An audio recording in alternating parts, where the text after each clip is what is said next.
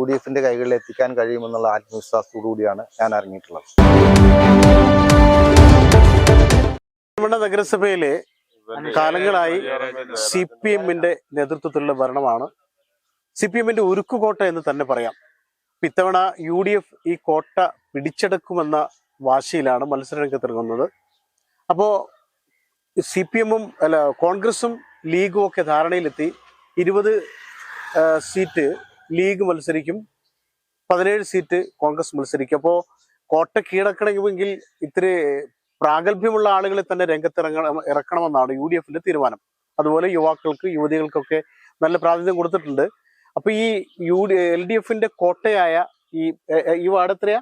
35 Puthur ward. അത് കീഴടക്കാൻ വേണ്ടി ബ്ലോക്ക് കോൺഗ്രസിന്റെ പ്രസിഡന്റിനെ തന്നെ, അറഞ്ഞിക്കൽ ആനന്ദനെ തന്നെ UDF രംഗത്തിറക്കിയിരിക്കുകയാണ്. അപ്പൊ അദ്ദേഹം പല വീടുകളിലും പോയി പല ആളുകളെയും കാണുന്നു.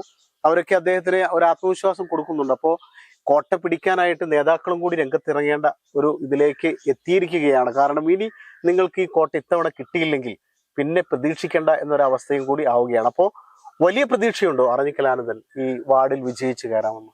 101% പ്രതീക്ഷയുണ്ട്. കാരണം ഞാൻ എൻ്റെ കുട്ടിക്കാലത്ത് ഒരു 18 വയസ്സിന് ശേഷം ഒരു 30 വയസ്സ് വരെയുള്ള എൻ്റെ കാലഘട്ടം ഈ വാർഡിലൂടെ തന്നെ ആയിരുന്നു. ഞാനിവിടെ ഒരു ഫ്രീലാൻസ് സ്റ്റുഡിയോ എന്ന് പറയുന്ന എൻ്റെ ഒരു ഫോട്ടോഗ്രാഫിക്ക് തുടക്കം കുറിച്ചത് ഈ വാർഡിൽ നിന്നാണ്. അപ്പോൾ എനിക്കറിയാവുന്ന ആളുകളാണ് ഒരു 70% ആളുകളും ഈ വാർഡിൽ ഉള്ളത്. അതുകൊണ്ട് തന്നെ ഈ വാർഡ് UDFന്റെ കൈകളിൽ എത്തിക്കാൻ കഴിയുമെന്നുള്ള ആത്മവിശ്വാസത്തോടുകൂടിയാണ് ഞാൻ ഇറങ്ങിയിട്ടുള്ളത്. നല്ല ഭൂരിപക്ഷത്തിലാണ് ഈ വാർഡിലെ LDF വിജയിച്ചു കയറാറ്. മാത്രമല്ല, അറഞ്ഞിക്കൽ ആനന്ദൻ നേരത്തെ ഒരിക്കൽ നഗരസഭയിലെ കൗൺസിലർ ആയിരുന്നു. 2 പ്രാവശ്യം അദ്ദേഹം മത്സരിച്ചു. നേരിയ വോട്ടുകൾക്കൊക്കെ പരാജയപ്പെട്ടു എന്ന് അദ്ദേഹം തന്നെ പറയുന്നു. അപ്പോൾ അദ്ദേഹം നേരിട്ട് നേതൃത്വം നൽകുന്ന മുസ്ലിം ലീഗിന്റെ നേതാക്കളിൽ പ്രധാനപ്പെട്ട ഒരാൾ UDFന് വേണ്ടി രംഗത്തിറങ്ങുന്നു. അപ്പൊ കോൺഗ്രസിന്റെ ബ്ലോക്ക് പ്രസിഡന്റ് രംഗത്തിറങ്ങുന്നതിലൂടെ പ്രവർത്തകർക്ക് വലിയ ആവേശം പകരാൻ സാധിക്കുമെന്നാണ് അവർ പറയുന്നത്. അപ്പോൾ ഇത് പ്രവർത്തകർക്ക് UDFന് ഒറ്റക്കെട്ടായി ഗുണം ചെയ്യുന്ന തരത്തിലാവുമോ നിങ്ങളുടെയൊക്കെ മത്സര രംഗത്തേക്കുള്ള ഇറങ്ങുന്നത്? ഞങ്ങളെ സംബന്ധിച്ചത് 30 വർഷമായി ഈ ഇടതുപക്ഷ ജനാധിപത്യ മുന്നണിയുടെ ദുർഭരണം ഈ നഗരസഭയിൽ നിന്ന് എടുത്തു കളയുക എന്നുള്ളത് തന്നെയാണ് ഞങ്ങൾ UDFന്റെ ലക്ഷ്യം. ഞങ്ങൾ തുടക്കം മുതലേ പറയുന്നുണ്ട്, ഞങ്ങൾ UDF ഒറ്റക്കെട്ടായിട്ടാണ് മുന്നോട്ട് പോകുന്നതെന്ന്. ഞാൻ കഴിഞ്ഞ പ്രാവശ്യം നിങ്ങൾ ചോദിച്ചപ്പോൾ ഞാൻ പറഞ്ഞു, ഞങ്ങളുടെ UDFന്റെ സീറ്റ് വിഭജനം അരമണിക്കൂർ കൊണ്ട് പൂർത്തിയാക്കിയിരിക്കുകയാണ്. ഞങ്ങൾ ഇലക്ഷൻ പ്രഖ്യാപിച്ച ഉടനെ തന്നെ ഞങ്ങൾ സ്ഥാനാർത്ഥി നിർണ്ണയമായി മുന്നോട്ട് പോകും. ഞങ്ങൾ വലിയ ആത്മവിശ്വാസത്തോടു കൂടിയാണ് പോകുന്നത്. ഞങ്ങൾക്കറിയാം, ഞങ്ങളുടെ CPMന്റെ കോട്ട കുത്തളങ്ങളൊക്കെ ഇളക്കി മറിച്ചുകൊണ്ടാണ് ഞങ്ങളുടെ സ്ഥാനാർത്ഥിമാർ മുന്നോട്ട് പോയി കുതിച്ചുകൊണ്ടിരിക്കുന്നത്. മണ്ഡലം Congress committee president TK Rajendran മത്സര രംഗത്തുണ്ട്. ഞങ്ങളുടെ മുൻ KPC മെമ്പറും UDFന്റെ ചെയർമാനുമായ ഫസൽ മുഹമ്മദ് മത്സര രംഗത്തുണ്ട്. UDFന്റെ കൺവീനർ പിന്നെ ബഷീർ മാസ്റ്റർ രംഗത്തുണ്ട്. അതോടൊപ്പം തന്നെ നമ്മുടെ പ്രധാനപ്പെട്ട എല്ലാ ആളുകളും UDF ലീഗിന്റെയും മുസ്ലിം ലീഗിന്റെ ഒക്കെ പ്രധാനപ്പെട്ട പച്ചിരി ഫാറൂഖ്, പച്ചിരി സുബൈർ, നിഷ സുബൈർ അടക്കമുള്ള എല്ലാ ആളുകളെയും രംഗത്തിറക്കിക്കൊണ്ടാണ് ഞങ്ങൾ മുന്നോട്ട് പോകുന്നത്.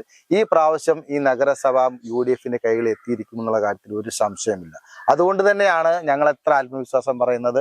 ഞങ്ങളുടെ എല്ലാ സ്ഥാനാർത്ഥിമാരും നിർണയിക്കപ്പെട്ടു കഴിഞ്ഞു. അതിന് പ്രഖ്യാപിക്കേണ്ട ഒരു സമയം മാത്രമേ ഉള്ളൂ. ഞങ്ങളൊക്കെ കഴിഞ്ഞ കാലങ്ങളിൽ നോമിനേഷൻ പൂർത്തിയാവുന്നതിന്റെ തലേ ദിവസം വരെ ചർച്ച നടത്തുന്ന ഒരു മുന്നണിയായിരുന്നു ഞങ്ങൾ എന്നുണ്ടെങ്കിൽ തന്നെ ഞങ്ങൾക്ക് എല്ലാം ഇപ്പോൾ ഇന്ന് നോമിനേഷൻ കൊടുക്കുന്ന ഡേറ്റ് തുടങ്ങിയുള്ളൂ. അപ്പോഴേക്കും ഞങ്ങളുടെ സ്ഥാനാർത്ഥിമാരൊക്കെ പൂർണ്ണമായി സജ്ജരാണ്. എല്ലാ വാർഡിലും വർക്ക് തുടങ്ങിക്കഴിഞ്ഞ് ഞാൻ ഇന്ന് രാവിലെ മുതൽ ഈ വാർഡിൽ ഇറങ്ങി, ഫസൽ മുഹമ്മദ് ഇന്ന് രാവിലെ 12ാം വാർഡിൽ ഇറങ്ങി പ്രവർത്തനങ്ങൾക്ക് നേതൃത്വം കൊടുത്തുകൊണ്ട് മുന്നോട്ട് പോവുകയാണ്. LDFന്റെ കോട്ട എന്ന് തന്നെ വിശേഷിപ്പിക്കാവുന്ന ഈ വാർഡിൽ കോൺഗ്രസിന്റെ ബ്ലോക്ക് പ്രസിഡന്റ് തന്നെ മത്സര രംഗത്തിറങ്ങിയിരിക്കുന്നു. അദ്ദേഹം പറയുന്നത്, ഏത് കോട്ടയും ഇളക്കാൻ കഴിയുന്ന ശക്തമായ ഒരു നിരയെയാണ് ഇത്തവണ പെരിന്തൽമണ്ണ നഗരസഭ പിടിക്കാൻ UDF രംഗത്തിറക്കിയിരിക്കുന്നു അദ്ദേഹം പറയുന്നു.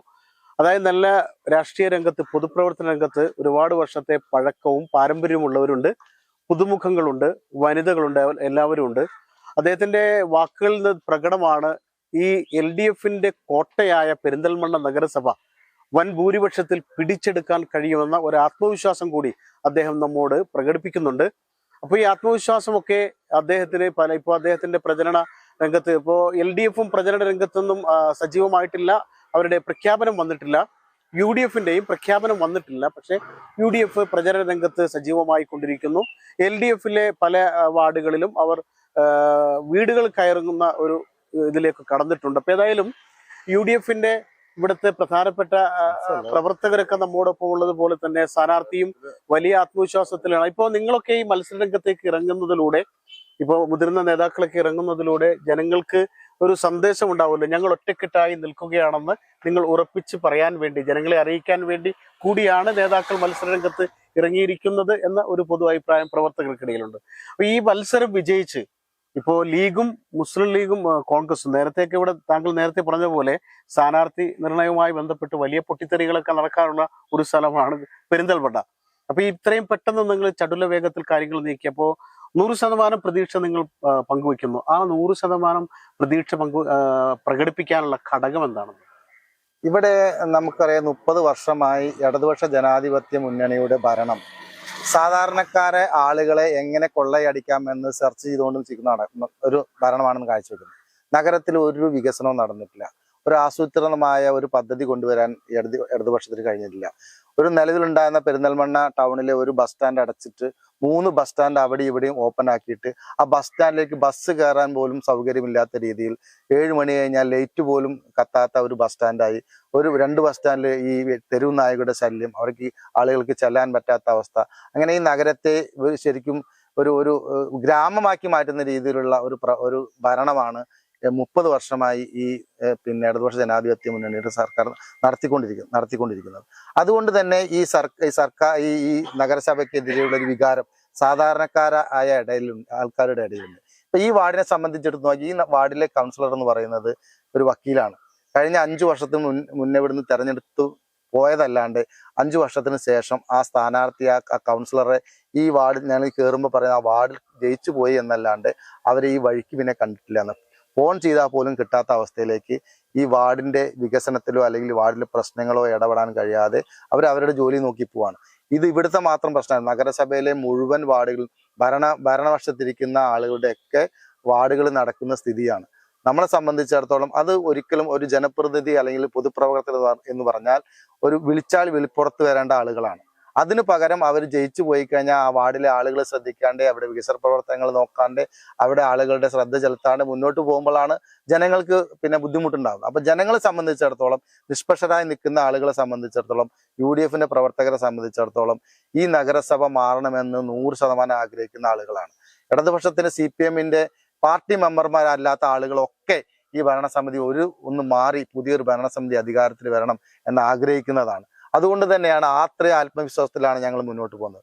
നമുക്കറിയാം, ഇതിന്റെ മുന്നേ ഉണ്ടായിരുന്ന ശ്രീ സലീമിന്റെ ഭരണസമിതി 500 കോടി രൂപയുടെ വികസന പ്രവർത്തനങ്ങൾ ഇവിടെ നടപ്പിലാക്കുന്നു എന്ന് പറഞ്ഞ് കൊട്ടിഘോഷിച്ച് വലിയ ബ്രോഷറുകളൊക്കെ ഇറക്കി വലിയ രീതിയിൽ പ്രവാസികളെയൊക്കെ ആകർഷിപ്പിച്ച്, ഇവിടുത്തെ മർച്ചന്റിന്റെ ആളുകളെ ആകർഷിച്ച്, വ്യവസായികളെ ആകർഷിപ്പിച്ച് വലിയൊരു പദ്ധതി, വലിയ നഗരസഭ, വലിയ എന്താ പറയുക, കേരളത്തിലെ ഏറ്റവും വലിയ നഗരസഭയായി മാറുന്നതൊക്കെ കൊട്ടുകൊഴിച്ചിട്ട് ഇന്നും ആ പദ്ധതികൾ ഒന്നുപോലും പൂർത്തിയാക്കാൻ കഴിയാതെ നഗരസഭ ഒരു നോക്കുകുത്തിയായി നിൽക്കുന്ന ഒരു സ്ഥിതിയിലേക്ക് മാറിയിരിക്കുകയാണ്.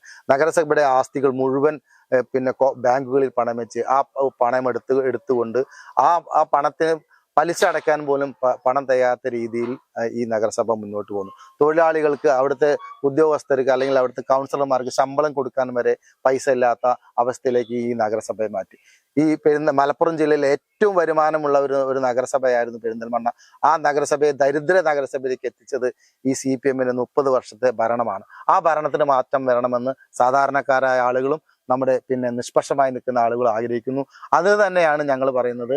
UDF എന്ന പ്രസ്ഥാനം എന്ന് പറയുന്നത്, ഞങ്ങൾ കോൺഗ്രസും ലീഗും ഇല്ല, UDF എന്ന പ്രസ്ഥാനം ഒറ്റക്കെട്ടായി ഈ നഗരസഭയുടെ ദുർഭരണത്തിനെതിരെ അത് തുറന്നു കാണിച്ചുകൊണ്ട് ആളുകളിലേക്ക് ഇറങ്ങുകയാണ്.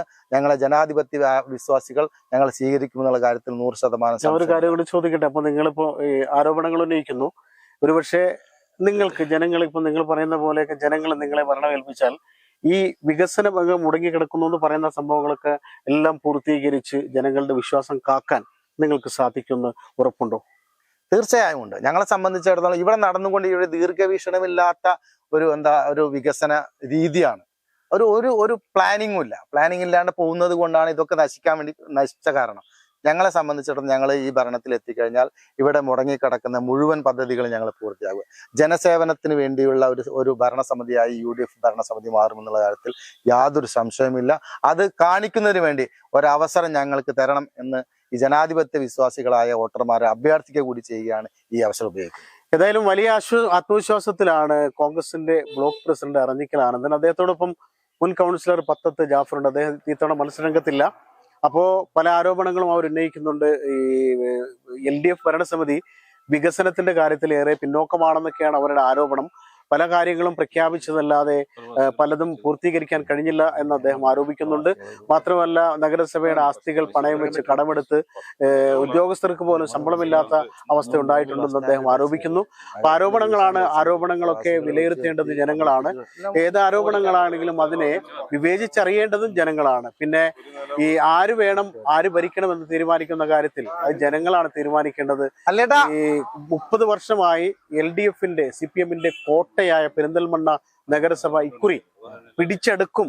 ഈ കോട്ട ഏത് കോട്ടയും പൊളിക്കുമെന്നാണ് അവരിൽ പല ആളുകളും നമ്മോട് നേരത്തെ പറഞ്ഞിട്ടുള്ളത്. അപ്പോ ഈ LDFന്റെ ഭരണത്തിൽ നിന്നും ഇത്തവണ UDF ഭരണം പിടിച്ചെടുക്കും. എന്നിട്ട് മുടങ്ങിയ വികസന പ്രവർത്തനങ്ങളെല്ലാം പൂർത്തീകരിക്കുമെന്ന് ആത്മവിശ്വാസത്തോടു കൂടിയാണ് കോൺഗ്രസിന്റെ ബ്ലോക്ക് പ്രസിഡന്റ് അറഞ്ഞിക്കൽ ആനന്ദൻ നമ്മോട് പറഞ്ഞത്. ഏതായാലും അവരുടെ ആത്മവിശ്വാസം അവരുടെ മാത്രം ആത്മവിശ്വാസമാണ്. തീരുമാനമെടുക്കേണ്ടത് ജനങ്ങളാണ്. ആര് ഭരിക്കണം ആര് വേണമെന്ന് ജനം തീരുമാനിക്കും. നാട്ടുകാർ നോട്ട് ചെയ്യാൻ കിട്ടുന്ന അവസരമാണല്ലോ ഈ തദ്ദേശ തെരഞ്ഞെടുപ്പ് എന്ന് പറയുന്നത്. അപ്പോൾ ആര് വേണമെന്ന് ജനം തീരുമാനിക്കട്ടെ. തീരുമാനങ്ങൾ എടുക്കാൻ ജനത്തിന് തന്നെ വിടുന്നു. കാര്യങ്ങളെല്ലാം ആര് വേണമെന്ന കാര്യവും ജനം തീരുമാനിക്കും. ക്യാമറാമാൻ ഷനു അരീക്കോടിനൊപ്പം ജബാർ വേണാട്, ചാനൽ 10. വിശ്വാസത്തെ അടിത്തറയാക്കിയ സ്വപ്ന ഭവനങ്ങൾ പെരിന്തൽമണ്ണയുടെ നഗരഹൃദയത്തിൽ നിങ്ങൾക്കായി ഒരുങ്ങുന്നു. 18 നിലകളിലായി കൃത്യതയോടെയും ശ്രദ്ധയോടെയും രൂപകൽപ്പന ചെയ്ത 2 and 3 ബെഡ്റൂം ഭവന സമുച്ചയം. അത്യാഡംബരവും സുസ്ഥിരതയും കൈകോർക്കുന്ന അത്യാധുനിക സൗകര്യങ്ങൾ. Pentium harmony heights, urban elegance, elevated living. Perinthalmanna, Malappuram. Pentium construction private limited, Calicut, Bangalore and Perinthalmanna.